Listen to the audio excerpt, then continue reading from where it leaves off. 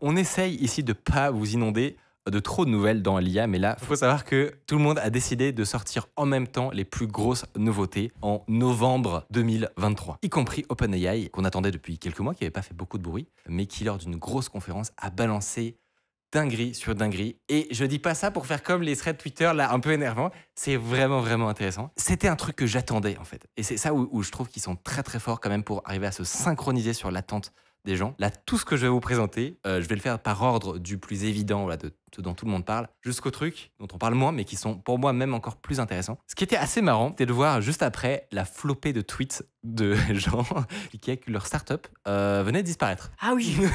Tout simplement. Quand quelqu'un me demande combien de startups n'ont pas disparu. En plus, il a la tête suite aux annonces. parfaite. Non mais faut l'avouer, il y a énormément de startups et de soi-disant applis qui sont en réalité des rip-off des API d'OpenAI avec juste un prompt ou deux qui change clairement. Comme vous allez le voir, il y a des fonctionnalités qui vont permettre de faire en sorte qu'on n'ait plus besoin de passer par des services extérieurs qui viennent combiner ChatGPT avec de la vision, avec de l'intelligence, avec des prompts, etc. Là, ils ont imaginé un système de marketplace directement intégré en fait, où on peut créer des chatbots custom. Je vais vous expliquer ça en détail. Concrètement, quand on réfléchit à comment est-ce qu'on peut customiser le comportement d'un chatbot, on a accès à quoi? On peut modifier le prompt du système, ce sont les premières instructions qui guident le plus le comportement d'un chatbot, la manière dont il va parler, et même dans son arbre statistique, où est-ce qu'il va se déplacer pour fournir des réponses d'experts dans tel ou tel domaine. On peut modifier des documents. Donc, par exemple, si le chatbot a accès à des fonctions, comme c'est le cas maintenant souvent, c'est-à-dire que c'est plus seulement de la génération de texte, mais ça devient des assistants qui peuvent appeler des fonctions qui évoluent dans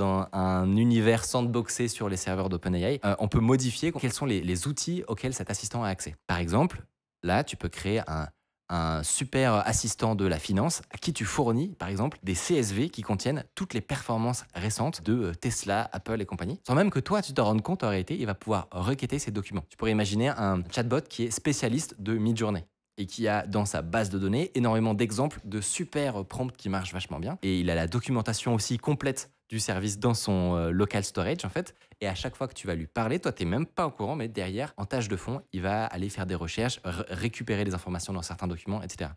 C'est le tout début de cet App Store, donc on ne sait pas exactement ce qu'il va permettre concrètement, mais ça va être assez marrant parce que, on va dire que la friction pour customiser le comportement du bot est 1000 fois moindre que faire du fine-tuning, évidemment, qui demanderait énormément de ressources et de temps et de calcul à tout le monde. Là, chacun va pouvoir bidouiller avec. Et on sait que cet effet statistique-là est très intéressant. C'est-à-dire qu'on n'aurait jamais découvert autant de trucs sur les modèles de diffusion s'il n'y avait pas des millions de gens qui avaient pu prendre un bâton et taper dedans dans tous les sens et voir ce qui sort.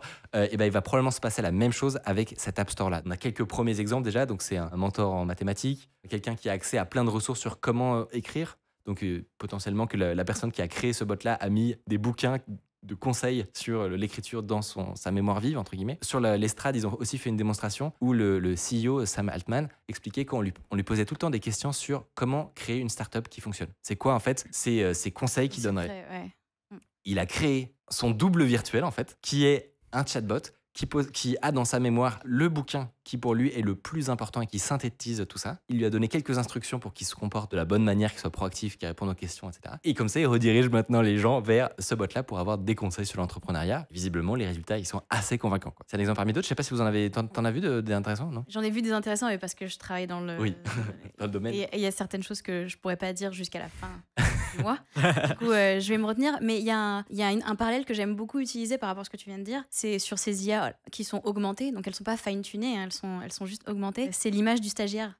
En fait, moi, j'ai l'impression que les IA qui sont pas du tout augmentées, on va dire un ChatGPT normal comme il était à la base, c'est comme un stagiaire qui sort de l'école, il est ultra bien formé, il est ultra compétent, il a jamais bossé et il connaît rien au business, par exemple, de ta boîte. Et quand il rentre le premier jour, eh ben, il y a une différence entre demander à un stagiaire de faire quelque chose alors qu'il a aucun contexte et le premier jour, lui donner un manuel ou un gros descriptif de tout ce que fait la boîte et c'est quoi le business case et enfin, genre comment ça marche et tout. Et ensuite, lui demander de faire une tâche, tu vois. Et en fait, c'est juste ça, tu donnes à ton stagiaire, donc à ton IA, toutes les connaissances dont elle a besoin et où est-ce qu'elle peut piocher. Et en fait, ça limite ce qu'on appelle les hallucinations, dont tu avais déjà parlé à l'époque. Ouais. qui est qu'en fait, les IA, quand elles veulent répondre à une question, parfois elles sont complètement convaincues qu'elles disent la vérité, alors qu'en fait, elles essaient juste de trouver C'est la réponse la plausible. plus statistiquement Ouais. probable, alors qu'en fait, quand tu leur donnes cette La matière. source d'information, elles sont obligées de chercher dans la source d'information la vérité. Et du coup, ça limite ces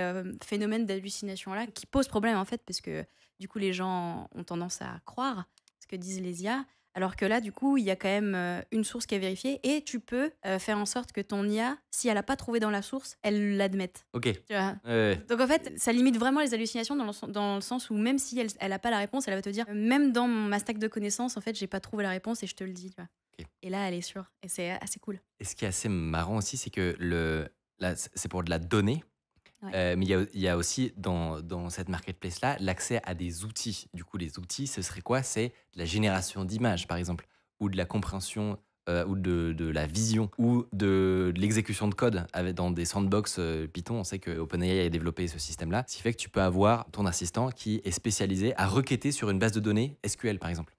Donc, tu pourrais t'imaginer que dans ta boîte, tu as ta base de données de ton entreprise, et bah, tous les jours, tu la synchronises avec ton bot OpenAI. Vraiment, tu déportes ta base de données SQLite, par exemple, ou peu importe, et ton bot peut tout seul, sans que toute ton équipe soit au courant de la manière dont ça marche, et ben, aller requêter cette base de données, tu vois, et te pondre des graphiques, par exemple. Ça permet de faire en sorte que, je sais pas moi, quelqu'un qui est aux ressources humaines, qui a aucune notion technique, peut dire, ok, j'aimerais bien savoir c'est quoi le churn là sur les 3 derniers mois de nos employés. Et ça, c'est vraiment un usage très très doux.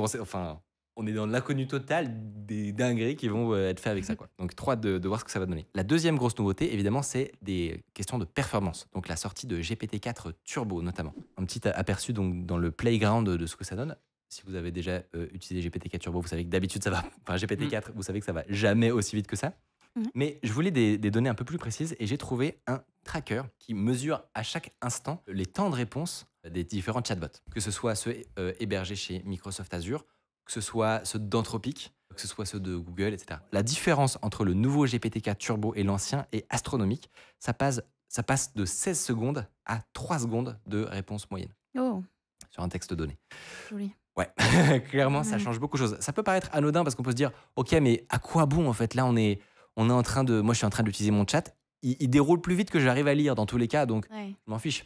Sauf que ce serait sous-estimer tous les cas d'usage qui sont techniques pour des développeurs. Ouais. Parce qu'il y a plein de cas où ce qu'on a envie de faire, c'est que, par exemple, quand un utilisateur clique sur un bouton, il y a tout un chain of thought, comme on dit, donc une série d'interactions qui se passent en arrière-plan sans qu'on en ait même connaissance et qui vont donner un résultat complètement dingue sans que l'utilisateur ait à voir toute la conversation. Et ce genre de cas d'usage peut nécessiter de faire des générations et des générations en arrière-plan, Rapidement. en fait. Faut que ça aille à la vitesse de la pensée, en fait. Exactement, il faut que ça aille le plus vite possible. Ouais. Donc franchement, 16 secondes vers 3 secondes, ça fait très très plaisir. Surtout que ça se combine avec une augmentation du contexte. Donc, vous le savez probablement que les chatbots ont une mémoire limitée, en gros. C'est-à-dire que la conversation qu'il y a au-dessus, il finit par l'oublier à un moment si elle dure trop longtemps. Et c'était 8000 tokens sur GPT-4 et ça passe à 128 000. Ce qui est Les ordres de grandeur, c'est... ce qui est dingue. Ouais. C'est complètement dingue. Ça pose quelques petites questions. Moi, je m'emballe pas trop parce que sur les gros contextes, il y a des problématiques. Alors, ils appellent ça le problème du trou. Alors, je sais plus comment, comment on dirait ça en français, mais c'est que concrètement, si tu donnes un bouquin entier, par exemple, à GPT-4 et que tu lui poses des questions dont la réponse peut se trouver au début, au milieu ou à la fin, il va avoir tendance à trouver beaucoup plus de choses au début et à la fin de sa fenêtre de contexte. Ok. Et donc, et en fait, c'est un problème parce qu'on pourrait croire que sa mémoire, elle est comme la nôtre, en fait, elle est linéaire ou inversement, ou alors qu'il oublie le début, Ouais. comme nous, on oublierait nos souvenirs anciens. Mais en fait, non, il y a un phénomène où ce qui est au milieu, il l'utilise beaucoup moins dans sa réflexion, quoi. Donc, on attend de voir que ce soit sérieusement benchmarké par des sources externes, mais si ça marche bien, avoir beaucoup de contexte, comme tu le disais, Tiffany, ça permet énormément de choses, en fait, parce qu'on peut lui donner une toute petite documentation de 2 pages ou alors un bouquin entier, Ouais. et bah, ses capacités sont d'autant plus décuplées, quoi. Et ça, c'est dans le contexte. Oui. En plus, ouais. Oui, c'est dans le contexte, pas dans une base de données. Pas dans une base de données extérieure extérieure qui pourrait... vectoriser mais- tout ça. Mais le contexte est ultra puissant Ouais. aussi. Et la troisième nouveauté, c'est une baisse drastique du prix. Pour GPT-4, les inputs, le prix des inputs est divisé par 3 et des outputs est divisé par 2. Bon, dites-vous que c'est beaucoup réduit, voilà. Mais Euh, c'est par token, enfin c'est pas... Par token, ouais. Ok. Mais Donc, comme tu peux en mettre plus, du coup. bah exactement, tu peux te retrouver en fait à avoir Same, tes same. coûts qui Ouais. augmentent. Mais pour ce que tu avais avant, Ouais. ça te coûtera 2 fois ou 3 fois moins cher. Yes. Ok.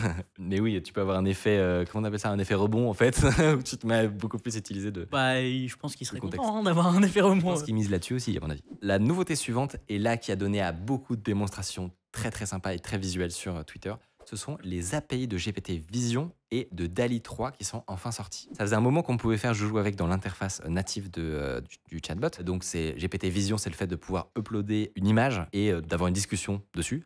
Exemple, vous prenez une photo d'une caisse à outils ou d'un schéma et vous demandez à ChatGPT quel outil je devrais utiliser ou comment je pourrais résoudre ce schéma technique. Et il va aller pointer à tel ou tel endroit de l'image ce qui doit être fait. C'est très impressionnant et vous allez voir qu'une fois que c'est combiné avec le côté automatisation, parce que à partir du moment où qui dit API dit automatisation, dit qu'on peut aller le plugger à plein d'autres choses, ça devient vraiment puissant. La première démo que j'ai vue, que j'ai trouvé géniale, c'est On the field, dodging 1, 2, de 3. du commentaire. Unstoppable.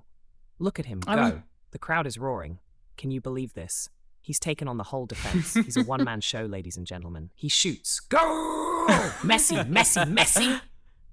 Unbelievable. What a goal. What a Il goal. sait que c'est Messi. Glorious. Absolutely glorious. The stadium pense qu'il explodes sait, in ouais. joy. Ouais. This is Mais football comment il magic sait at its finest. Only Messi. Only Messi. Ah, tu sais, Goal, goal, reconnaissance, goal. faciale. Ah, mais le Like a plan magician d'avant, on il the était de field, loin. Dodging 1, Franchement, c'est vraiment très très impressionnant. Concrètement, comment ils ont fait ça? Ils ont pris la vidéo, ils ont pris une frame toutes les quarts de seconde, je crois, ou quelque chose comme ça, et il les a donnés à l'API de GPT Vision en lui demandant de décrire probablement quelles étaient les actions dans le jeu. En fait, à partir du moment où tu as cette brique-là, où tu peux avoir un flux vidéo continu et en tirer une suite d'actions de qu'est-ce qui se passe à l'écran, qu'est-ce qui rentre dans la scène, qu'est-ce qui sort, etc. C'est fou. C'est juste tout ce que tu peux en faire est fou. Là, dans ce cas-là, ils ont imaginé un commentaire en direct d'une régie de foot. Mais on peut imaginer plein d'autres concepts. Il y a une autre démo qui est sortie qui était l'équivalent, mais avec une webcam. Concrètement, il a fait en sorte que toutes les secondes ou toutes les 2 secondes, il y a une photo de sa webcam qui est prise et c'est envoyé à GPT Vision qui va décrire ce qui se passe. Donc là, il le voit, il prend un objet et il le met devant sa webcam pour voir ce qui se passe. Et tu as GPT Vision qui obtempère et qui explique qu'il vient de prendre sa boîte de Raspberry Pi. C'est J'avoue, assez, c'est assez fou, ouais. c'est assez dingue parce qu'en gros, la brique, on vient de trouver une brique supplémentaire dans notre set de Lego en fait. Et on ne sait pas encore ce qui va être possible avec. C'est ça qui, moi, me fascine le plus. J'ai l'impression que c'est un bon résumé de cette conférence. Alors moi, je l'ai pas trop suivi, mais de ce que tu racontes, c'est que globalement, ils ont rajouté des briques. C'est ça. Ils ont pris leur boîte de Lego et fait, ben voilà, maintenant on a des nouvelles briques à vous présenter. Vous les avez à disposition. Amusez-vous. Démerdez-vous, quoi. Amusez-vous, démerdez-vous. J'ai l'impression que c'est un peu le résumé. Mais en fait, c'est super simple parce que c'était ce qui manquait un peu. En fait, on voyait le potentiel de ChatGPT et tout ça, et on a vu toutes ces entreprises se monter très rapidement pour faire ce genre de choses-là. En fait, ils se sont dit, mais non, il faut rendre les choses plus facilement utilisables par les gens, donc on crée ces briques-là. Mais du coup, à partir de là, je pense qu'il va y avoir des choses complètement hallucinantes. Mais c'est sûr, parce qu'on sentait que ce qui capait un petit peu les possibilités des GPT-4 et compagnie, c'est la compréhension du monde, c'est un peu enfin voilà, c'est des hallucinations, il y a des choses comme ça, mais quand même, ils se débrouillent vraiment pas mal. Ouais. Mais on sentait qu'il y a un plafond de verre, ça restait la compréhension de l'image en fait. Et imagine maintenant ce genre de modèle intégré dans un casque de réalité virtuelle, où tu as ton assistant qui a constamment le contexte de ce que tu dis, mais aussi ce que tu vois. Mais en fait, là, tu vois, ce que tu dis, c'est comme si aux IA, on avait rajouté des yeux. Ouais. Et en fait, ce dont tu parlais avant, c'était leur donner la capacité de pouvoir faire des actions, genre comme par exemple Ouais. prendre des décisions, par exemple sur des transactions financières ou des trucs comme ça. Et là, on leur donne des bras. Ouais, c'est ça. C'est vrai. Et là, je pense qu'on commence à glisser doucement vers quelque chose de, tu sais, où tu fais OK. C'est stressant. Ouais. Non, mais c'est clair. Ça, il y a évidemment, là, je partage tout mon enthousiasme. Mais bon, il y a une partie de moi qui a un peu peur de ce qu'on va voir dans 6 mois quand même. D'autres démos qui utilisent ça, qui sont potentiellement plus pratiques, où c'est sûr qu'elles vont être utilisées rapidement en fait par des boîtes parce que c'est juste trop pratique, c'est de l'auto-mock-up. J'ai appelé ça comme ça. Concrètement, vous faites un petit dessin d'une application ou d'un composant comme ferait un designer web finalement. Il fait un tweet en 2 secondes avec like, commente, partage et un truc voilà, très très basique. Et il envoie à son API qui lui génère ça. Je sais pas si vous réalisez quand même parce que le composant est propre, hein. Il est pas parfait, je pense qu'il pourrait encore l'améliorer. Mais en gros, ce qui se passe en arrière-plan, c'est que son dessin fait en 2 secondes est envoyé à GPT Vision et à partir de ça, on lui demande directement, sans intermédiaire, Ouais. de générer du code HTML en utilisant probablement une librairie de stylisation comme Tailwind pour faire le composant équivalent. Et c'est pas moche, parce que ce genre de démo, ça existe depuis quelques années quand même. Ouais. Ouais. C'était pas foufou. Hein. Ouais, Là, c'est ça bien d'un commence à être outil, vraiment utilisable. Dernière démonstration sur GPT Vision. On peut appeler ça c'est quoi ça? Oh, le jeu d'acteur. Oh là là, je le veux tous les jours. L'intonation et tout. Imagine, sur ton ordinateur, tu appuies sur un raccourci clavier, tu sélectionnes une zone n'importe où de ton image et tu demandes ce que c'est. C'est aussi bête que ça. Donc par exemple, tu es sur une... On va vous montrer la démonstration. Donc ça s'applique à... Je sais pas moi, si tu Ah, énorme. es en train d'étudier des schémas scientifiques, il va donner quel est l'os exact que tu Non. as sélectionné, mais bien sûr. Il va montrer aussi une équation mathématique où tu peux sélectionner un des paramètres et lui demander précisément qu'est-ce que c'est que cette constante-là. Ah, c'est génial. Mais alors ça. Ah, c'est génial. C'est trop bien. Ok, là j'achète. Non, mais C'est que sur des images, du coup. le pire, c'est qu'actuellement, c'est vraiment des screenshots. Alors non, ça peut marcher avec du texte, hein, puisque GPT Vision Oui, comprend tout ce qui est texte. Mais moi, ce qui me fume, c'est que ça, c'est un script de 20 lignes. Hein. C'est-à-dire qu'il a juste connecté l'API avec la capture d'écran. Il n'y a aucun travail de sa part. Il n'y a pas d'intelligence, tu vois. C'est le niveau 0, quoi. Donc, C'est l'idée. exactement, qu'est-ce que ça va être quand ce sera des produits, entre guillemets, plus Oui, peaufinés, quoi. ça c'est pas fait directement par OpenAI, c'est le mec qu'on a vu à l'écran là. Bah qui ouais, a c'est fait ça, il a connecté, Ouais, je sais pas, tu prends un Raycast ou un truc comme ça, bam, tu fais une sélection d'écran. Quand tu obtiens une image, envoie une requête à OpenAI avec tel prompt, dis-moi ce qu'il y a en une ligne, bam, affiché à l'écran, terminé. Mais en fait, c'est vraiment ça, c'est qu'ils nous ont donné des nouvelles pièces de Lego, ils nous ont donné les moyens de les assembler quoi. Exactement. En gros, c'est la vraiment- conférence, c'est vraiment ça. ils auraient pu refaire ça en 30 secondes. Ouais. Si. Je réagis sur un message du chat qui dit que les IA pourront réaliser les captchas pour nous, la boucle est bouclée. Et c'est pas une blague. Bah ouais. C'est-à-dire que j'ai vu des. Ok. La première faille. Non, mais là, c'est. Non mais les captcha, fallait en même temps qu'ils se renouvellent un peu là. J'ai Non mais honnêtement, des X et W, Z, là j'en ai marre. vu sur un projet, sur un concurrent de GPT Vision open source, que leur modèle de démonstration, donc en gros, le dataset qui permet de faire un peu je joue avec C'est le des modèle, captchas. c'est des captchas. En gros, vraiment. Moi, ce modèle, je suis sûr que tout le monde te le Je demande pense dans que le c'est chat. Bakliyama, à mon avis. Mais en gros, on a maintenant un modèle directement dans l'interface de ChatGPT qui est all-in-one. Dans le sens où avant, il y avait la version normale, la version qui peut accéder à Internet, la version qui peut générer des images avec DALL-E 3, la version qui peut exécuter du code dans un environnement Python avec Data Science, tout ça est maintenant réuni dans un seul modèle qui peut tout faire en fait. Ce qui permet de débloquer des nouveaux usages qui n'existaient pas. Par exemple, quelqu'un a fait la démonstration, il a envoyé sa photo, il lui a demandé de générer un avatar avec. Donc juste drag and drop dans ChatGPT. Est-ce que tu peux me c'est cool. générer un avatar? Alors qu'avant, il aurait fallu lui demander une description précise de la photo, ensuite de générer un prompt pour DALL-E et ensuite de faire un avatar. Là, on va dire que, comme tu le dis justement, ils ont connecté tous les trucs, ce qui débloque des nouveaux usages qui Ouais, n'étaient pas très possibles fun. avant. En vrai, c'est un peu de la triche parce que c'est pas de l'image to image, c'est de l'image to texte to image en fait. Ah, Bah oui, parce qu'en fait, Ah oui, bien sûr. en arrière-plan, Ouais. ce qu'on voit pas, c'est tous Ah les oui. prompts cachés que lui utilise. Et en fait, il décrit l'image à partir de laquelle il fait un avatar. Donc parfois, ça marche moins bien. ok. Ah Ouais, oui, le- c'est bien de le savoir en vrai. Ah ouais, c'est bien de le savoir. Ouais. Le tweet, il est en mode c'est génial, c'est une révolution, le monde va changer. Dans les faits, ça marche une fois sur trois. Est-ce que t'as essayé de le faire parce du que coup? j'ai essayé évidemment. Mais c'est cool. Non, mais c'est Alors c'est tout quand le même monde va vouloir voir ses avatars, mais nouveauté d'après, c'est le text-to-speech. Et ça, c'est vraiment, vraiment cool. Pour l'instant, il y avait en gros que Eleven Labs, qui est une entreprise spécialisée en text-to-speech, qui arrivait à un certain niveau de qualité, donc à produire des voix humanoïdes qui soient pas trop malaises. c'est pas mal quand même. C'était impressionnant, vraiment, c'était On impressionnant. l'a déjà utilisé sur Underscore. On l'a déjà utilisé Dans des vidéos. pour faire des outros d'Underscore que je pouvais pas tourner. Bon, ça se voit un tout petit peu, et ça coûte un petit peu cher à la requête, Ah ok. mais c'est quand même assez impressionnant. La version d'OpenAI, elle est seulement disponible sur 6 presets, mais qui marche très très bien. Et pour le coup, c'est 2 fois moins cher. C'est quoi bon, 6 presets, ça veut dire quoi? C'est-à-dire qu'en gros, il y a 6 voix différentes. D'ailleurs, j'ai fait une petite génération pour vous montrer un petit peu à quoi on peut s'attendre. Tout simplement, j'ai pris un des presets. Salut Underscore. J'espère que le chat va bien et que Micode raconte pas trop de conneries pour une fois. Allez, ciao les skip kiddies. Mais du coup, on peut pas entraîner sa propre voix. Non, c'est D'accord. pas fait pour ça. C'est fait pour avoir D'accord. une voix ultra crédible. Parce que là, les intonations, les points d'exclamation, les 3 petits points modifient vraiment la manière dont la personne parle. Ok. Et franchement, très quali, moins cher, très réactif. Moi, je prends. Et les 2 dernières annonces vraiment cool, c'est des intégrations dans les interfaces. Je vais expliciter ce que c'est exactement.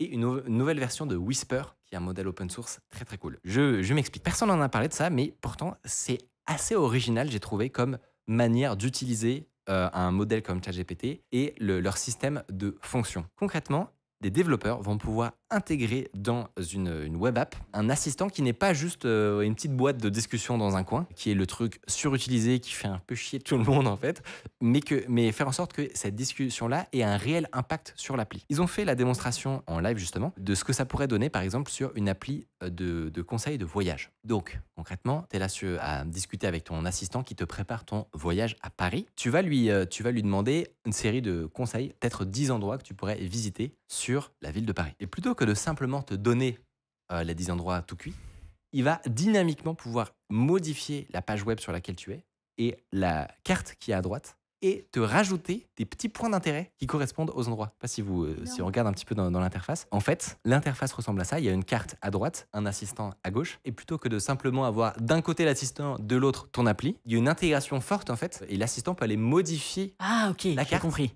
et y rajouter les éléments. Par exemple, C'est si énorme. tu lui dis non, c'est trop loin pour moi ce point, Ton petit point sur la carte, il va se déplacer pour te proposer d'autres choses. il va déplacer le monument. Prends un exemple où il met un fichier PDF dans la conversation avec ses billets. Les données du PDF sont lues automatiquement par ChatGPT et ensuite sont intégrées dans un composant de l'interface avec les bonnes heures et le bon aller-retour, etc. pour te générer, comme on peut voir à droite. Lui est modifiable par l'assistant. Ouais, c'est Un peu flippant, cool. Ouais. mais Et ça, c'est ouvert ou pas? c'est stylé. Concrètement, C'est ce qu'ils utilisent derrière, c'est leur système de fonctions et de JSON validé. Donc concrètement, voilà, faites pas de conneries. Ce que je veux dire, c'est est-ce que les développeurs vont pouvoir s'en emparer et lui... Bien sûr. Ok. En fait, ça utilise que des choses qui sont déjà dispo. C'est juste qu'ils te montrent un peu qu'est-ce que tu peux faire avec. Par la main. avec de la validation de données de type JSON, etc. Bon, sans rentrer dans le détail, ça permet d'être plus sûr que un assistant va générer des données interprétables par un programme automatique. Donc c'est assez puissant. Ah, visiblement, Bah, c'est il y a des choses qui se préparent du côté d'Amazon, mais on peut encore les dire. On est sur un à ma gauche. Tout ce qui est validation d'output, c'est un truc sur lequel tout le monde bosse et qui est très très important. C'est déjà possible sur les modèles open source depuis genre un an et demi en vrai. C'est ça qui est marrant. C'est que parfois ils ont de l'avance. Mais moi, j'avais une question. Ouais. Qu'est-ce qui te ferait plus utiliser ChatGPT, OpenAI, GPT-4, etc. que tous les modèles open source qu'on a pu voir sur plein de trucs différents. Honnêtement, j'en ai vu plein passer. Ouais. J'ai un peu oublié tous les noms, mais Anthropic, Zephyr, etc. Ouais, je pense que tu as une place pour les deux vraiment. À mon avis, tu vas avoir vraiment des applications différentes où l'un ou l'autre est plus pertinent. Dès que tu veux faire du fine-tuning sur tes propres données, en fait, partir d'un petit modèle ultra performant, Bah, en vrai, surtout, ça justement, dépend, ça dépend de ton use case. Hein. Ça dépend vraiment de ce que tu veux faire. souvent, tu n'as pas besoin d'un Ah ouais, c'est ça. Gabriel. Et En fait, il y a- c'est ça un peu ce que sous-entendait ma question. Pardon. En vrai, tu as rarement besoin d'avoir une telle performance. En fait, je parle dans la plupart des cas, pour des petites applications des entreprises, tout ça, souvent tu te rends compte que tu n'as pas besoin d'avoir une technologie comme ChatGPT ou des trucs comme ça. Ouais. Et à ce moment-là, bah, tu peux bidouiller ton truc. Mais en fait, je pense que c'est tout le fait de devoir mettre à jour ton modèle ou alors l'infrastructure Oui. qui est derrière. La ou alors, pénibilité. juste la pénibilité en fait de devoir être sûr que c'est tout le Avoir temps au ton info, top, quoi. tu vois. Ouais. Et en fait, ça a toujours été comme ça. En fait, c'est Ouais. toujours Oui, le même ça, débat. Toujours le Du même coup, trade-off, ouais. C'est Rien ne change avec l'IA. Finalement, j'ai envie de dire. rien C'est ne les change mêmes avec débats. l'IA, c'est toujours le même débat. Ouais, ouais. Pour ceux qui aiment bien bricoler, très bien qu'ils y aillent, mais il y aura toujours beaucoup plus de taf. Et ce sera disponible aussi pour les gens qui veulent lancer leur truc rapidement et qui veulent mettre de l'IA directement dans leurs applis et que ça les dérange pas de payer un petit peu par mois. Donc voilà, le comme débat d'hab. est toujours le même. C'est ça. Bien. Et la dernière news qui, moi, m'a fait vraiment très plaisir, c'est le nouveau Whisper pour leur version 3, donc Whisper V3. Concrètement, à peu près tous les langages ont un gain de performance. On a un petit graphe qui montre ça par langage, tu vois le gain. Il y en a où c'est énorme, où juste la V3 va tout changer. Pour le français, le gain est assez marginal, de l'ordre d'un petit %1,5 ou quelque chose comme ça. Pour vous expliquer, Whisper, ce que ça permet de faire, c'est d'écouter de l'audio et de le transcrire en texte. Donc c'est du speech to text. C'est ça qui vous permet de transformer une vidéo YouTube en un résumé en 10 points en fait. Ou alors c'est ça qui permettrait d'avoir un Jarvis qui comprend très précisément toutes les phrases que vous lui dites, même le vocabulaire ultra spécifique, même quand vous marmonnez dans votre barbe. C'est très important et très frustrant quand un assistant ne comprend pas bien ce qu'on lui dit en fait. Et donc ces modèles-là, c'est hyper crucial en fait. Et donc ce modèle est vraiment bienvenu. En français, ce sera pas dingue, voilà, c'est une petite augmentation, mais 1%, en fait, faut pas négliger ce que c'est. Hein. C'est quand même des dizaines et des dizaines de fautes en moins sur une transcription d'une discussion comme celle qu'on a en ce moment. Donc franchement, ça fait très plaisir. Merci à eux de le garder open source, n'est-ce pas? Et s'ils pouvaient recommencer. Les seuls trucs qui m'ont un petit peu déçu, c'est qu'il n'y a pas de diarisation. Ce qui est aussi un truc très important, c'est le fait de pouvoir repérer qui parle dans une conversation à plusieurs. Ah oui. Par exemple, quand je passe underscore dans Whisper, il a un peu de mal à savoir que c'est Tiffany, Mathieu ou moi qui est en train de parler. Et il y a des petits overlaps, etc. Alors, ça marche, mais tu dois rajouter des algos et des technos par-dessus le modèle qui ne le gère pas nativement. C'est un peu dommage. Et j'aimerais bien j'aimerais bien qu'ils bossent un peu là-dessus, quoi, parce que c'est bon, quoi. Non, je rigole, je pompe leur travail gratuit. Si les failles de sécurité qui peuvent exister dans ChatGPT vous intéressent, on avait fait une vidéo pour expliquer ce que sont les injections par prompt. Vous allez voir, c'est un problème de cybersécurité passionnant et quasiment insoluble. C'était dans cette vidéo.